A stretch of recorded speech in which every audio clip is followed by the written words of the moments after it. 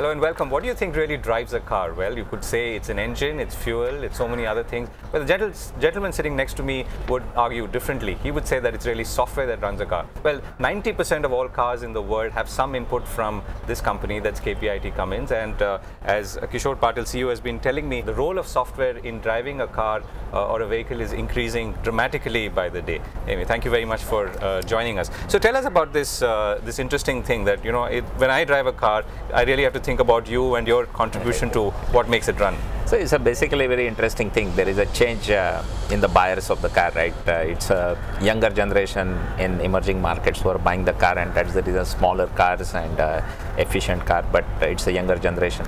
So the reason people buy the cars is electronics now, not anything else.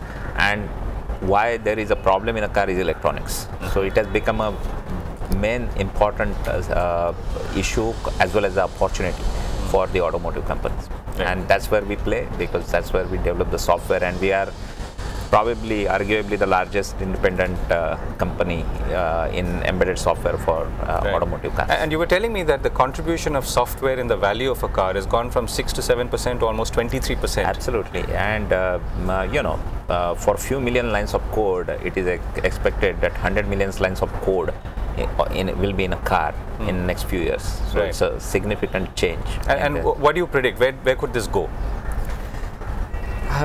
In the foreseeable future? Without getting into science fiction. I don't know, but maybe 30-35%, maybe 30-35%. Right. And what does that mean for companies like you?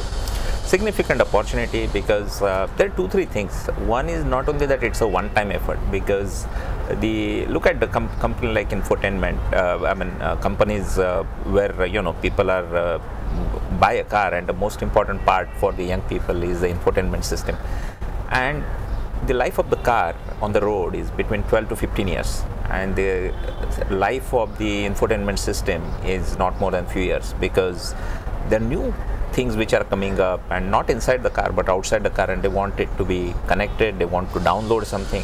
So what we say is the architecture and the software we are creating is to make future proof infotainment systems for the car. Right. That's how we and naturally there are other areas like in engines and any other areas. They're basically looking at the oil issue over the period. All the governments are basically asking for improving efficiency year on year. Right. And that's where the biggest contribution come from the efficiency of control system in the car. That's where we play. Right. So do you see Indian companies playing a greater role in this part of automobile engineering or manufacturing? In my opinion, it's nothing to do with India, actually, to tell you very frankly. It is to do with a high level of competence. Because when you work on the difference is, if you work in a consumer electronics, whether it is on a mobile or any other part, if something doesn't work, you reboot it.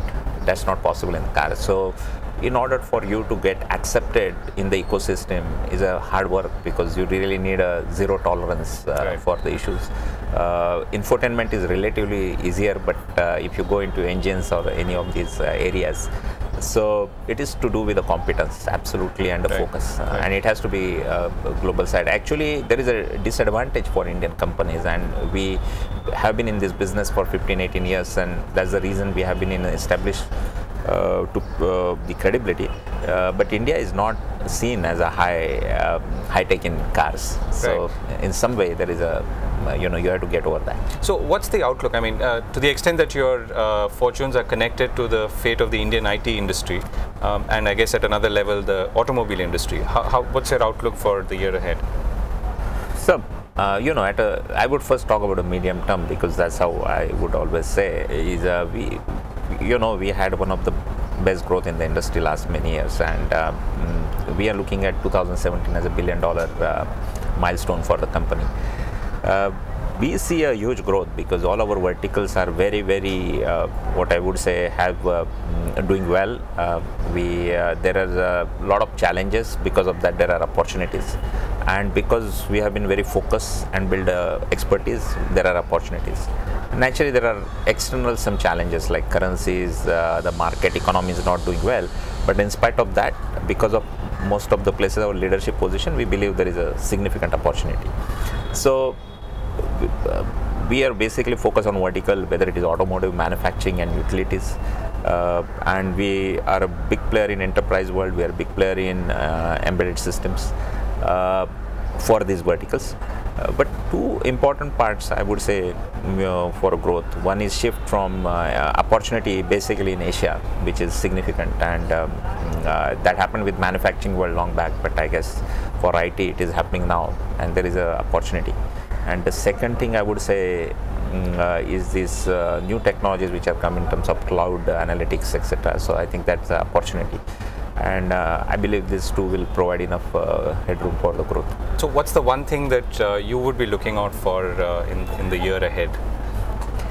So certainly making sure that we are very focused and ready. Readiness is very important to deliver and sell in the new technology area in Asian market.